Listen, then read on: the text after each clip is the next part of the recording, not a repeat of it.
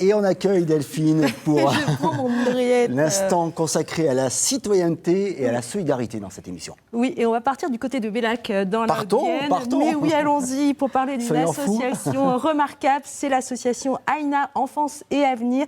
Et avec nous par téléphone, la déléguée Nouvelle-Aquitaine, c'est Dominique Mathieu. Bonjour Dominique. Bonjour Delphine, bonjour à toute l'équipe. Alors vous êtes venu nous parler d'un concert de soutien que vous organisez bientôt.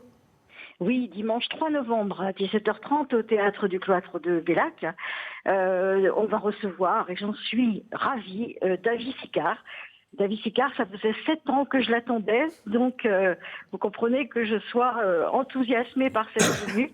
David Sicard, c'est une voix magnifique, c'est un des premiers parrains de l'association Aïna Enfance et Avenir. Vous êtes fan, hein, Dominique, là? Non. Il a une voix extraordinaire et des textes, voilà.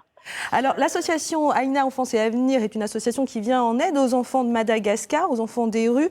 L'autre parrain d'Aïna Enfance et Avenir, c'est quand même Laurent Voulzy. Est-ce que vous pouvez nous expliquer un petit peu la situation actuelle à Madagascar, Dominique ? Écoutez, j'aimerais vous dire qu'elle est en voie d'amélioration, mais hélas, c'est pas du tout. On est bien loin du compte. Il y a encore trop d'enfants dans les rues, livrés à eux-mêmes, qui cherchent leur nourriture dans les montagnes d'immondices, au même niveau que les chiens errants. Bon voilà. Et leur sauvegarde, c'est de se réfugier la nuit pour éviter les dangers sous des cartons, dans des bus, en béton, sous des ponts. Bon, il n'y a aucune hygiène, et puis il y a bien entendu pas de scolarisation possible. Et puis bon, je vous passe les détails sur tout ce qui se touche à la prostitution et à la drogue, quoi. Ouais. Donc, alors heureusement, Aïna Enfance et Avenir est là. Expliquez-nous de quelle façon vous agissez, vous, à Madagascar. Alors sur place, on a un orphelinat avec une capacité d'accueil donc de 54 enfants. On a le village Aïna, dans lequel on fait des formations agricoles et élevage, et là où on a une maison des ados. Les enfants qu'on a accueillis il y a 15 ans, et bien maintenant ils ont effectivement grandi. Donc dès qu'ils ont le brevet, on les passe donc dans cette maison. Ils ont accès donc à la maison des ados, ce qui libère des places pour d'autres enfants des rues. Et puis on a des écoles maternelles, parce qu'à Madagascar il n'y a pas d'école maternelle.